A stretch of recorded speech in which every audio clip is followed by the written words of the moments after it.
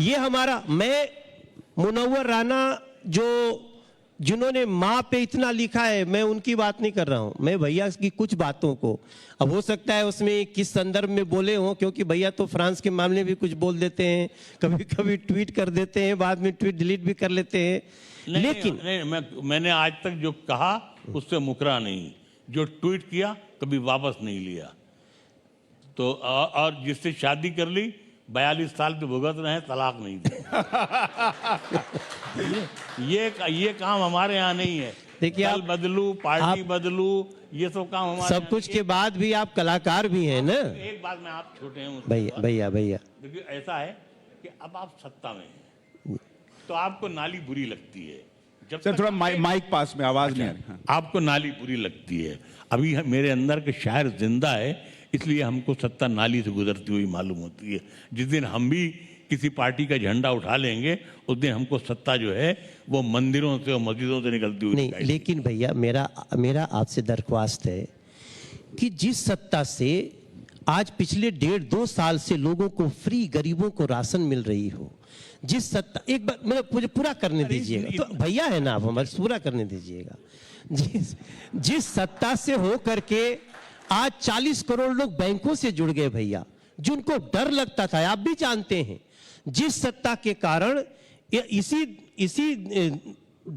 उत्तर प्रदेश में 1,40,00,000 परिवारों को किसान सम्मान निधि मिलती हो, उसको हम, उस सत्ता को, नाली का अपना स्थान है, लेकिन नाली से होकर सत्ता, ये मैं मुनव्वर राना से अपेक्षा नहीं करूंगा। मेरा अधिकार है और मैं आपसे बार बार बोलूंगा। जब तक मुनव्वर राना शायर उसके अंदर जिंदा है, अब जाहिर बात इस उम्र में हम जब कब चले जाएं, आज आपका साथ छोड़ के चले जाएं ना ऐसा थोड़ी भी, बहुत तो लंबे समय तक हम लोग को बातचीत, हमारा कभी शौक सत्ता रहा नहीं। और ये बहुत लोग नहीं जानते होंगे, बहुत लोग जानते भी हैं कि आज भी आप जहाँ जो कहें वो हासिल कर लें, यहाँ से कलकत्ते तक। लेकिन होता है ना, किसी की दिलचस्पी नहीं होती है। जैसे मैं बहुत फ्रैंकली एक बात कह रहा हूँ कि जैसे आप इसमें सेट नहीं हो पा रहे हैं सियासत में। हाँ, जो देखिए की मधुरता, हाँ, जो लोग पागल हो जाते हैं इससे, इसमें आप खुद पागल हुए जा रहे हैं। नहीं, इसकी कमी थी, इसको पूरा करना था। हाँ, ये सजा ये भी काटनी थी तो काट ली।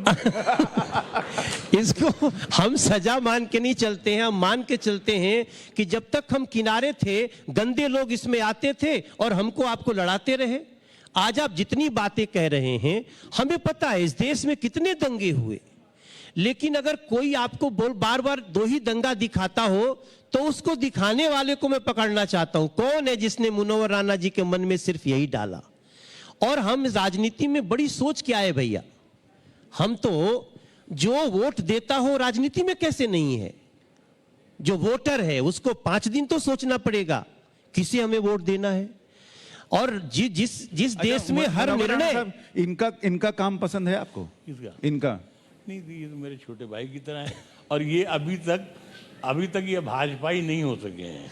अभी तक थोड़े हिंदू हैं। भाजपाई नहीं हो सके हैं ये। हम लोग, मैं भैया, मैं कोशिश कर रहा हूं और मेरी पूरी बात रहेगी कि हम एक गौरवशाली भारतीय बन के रहे, गौरवशाली भारतीय बन के जाएं।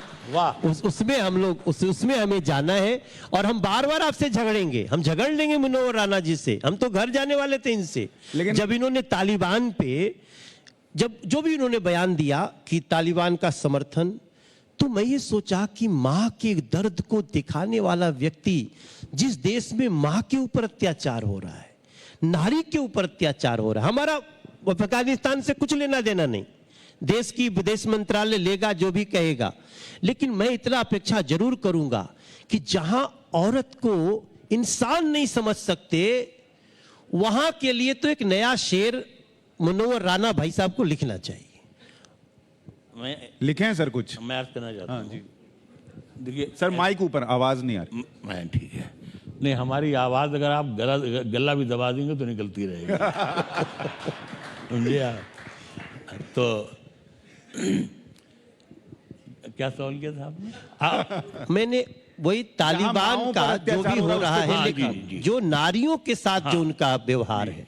देखिए ऐसा है कि अभी मेरी बिटिया भी शायद यहाँ आई थी, तो वो बताने लगी मैंने ये जवाब दिया। मैंने कहा बेवकूफ़ लड़की, तुम्हें जवाब देना चाहिए था कि वो वहाँ तालिबान की तुम्हारे पापा सपोर्ट करते थे, वहाँ औरतों पे जुल्म होता है।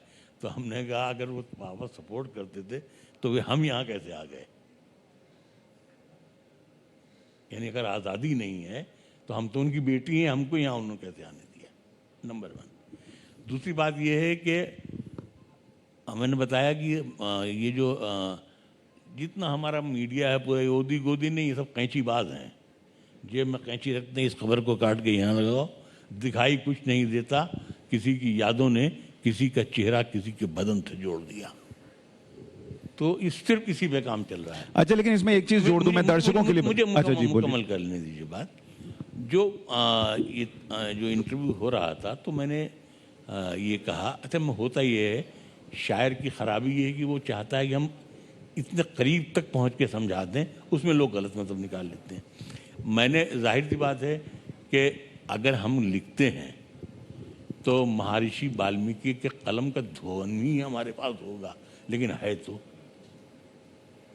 तो मैं महर्षि वाल्मीकि के बारे में अब शब्द कैसे कह सकता हूँ? नंबर 1।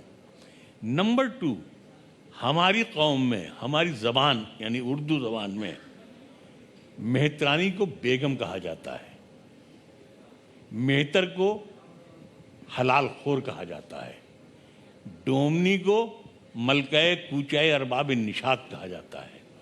जिस कौम की ज़बान ने इतनी तहजीब हमें मार मार के सिखाया हो, हम उसमें आप ये बताइए कि क्या वाल्मीकि जी की तौहीन कर सकते हैं? मैंने ये कहा कि जिस भगवान ने महर्षि वाल्मीकि से रामायण लिखवा ली, तो वैसे ही अल्लाह मियाँ भी हैं। कम से कम ये जो तालिबानी हैं, इनसे कुछ इंसानियत का काम ले लें। इनको बोलें कि हमने तो तुझे इंसान बना के भेजा था, जुल्म करने के लिए तो नहीं भेजा था। तो अगर ये आप वाकई यही सब बोलना चाह रहे थे या कुछ एफआईआर्स का असर है कि बदल रहे हैं? नहीं, खुदा की कसम देखिए, नहीं खुदा की कसम देखिए, हमने बताया ना कि अगर हम थोड़ा सा बदलने का हुनर आता ना, तो योगी जी की जगह पे हम ही बैठे हुए होते। बदलने का काम नहीं आया। अच्छा, लेकिन इसमें मैं एक चीज जो जोड़ना चाह रहा था दर्शकों को, मैं बता, मुझे दुख इसी बात का हुआ, हाँ। नाराजगी भी इसी बात से है कि सिर्फ ये इतनी ही बात थी। अगर ओरिजिनल कहीं से भी निकाल लीजिएगा, अब उस पर मालूम हुआ कि कोई एफआईआर लिख गई, कभी कुछ हो गया, कभी कुछ हो गया। तो आप रात में सो पा रहे हैं ढंग से? एक मिनट।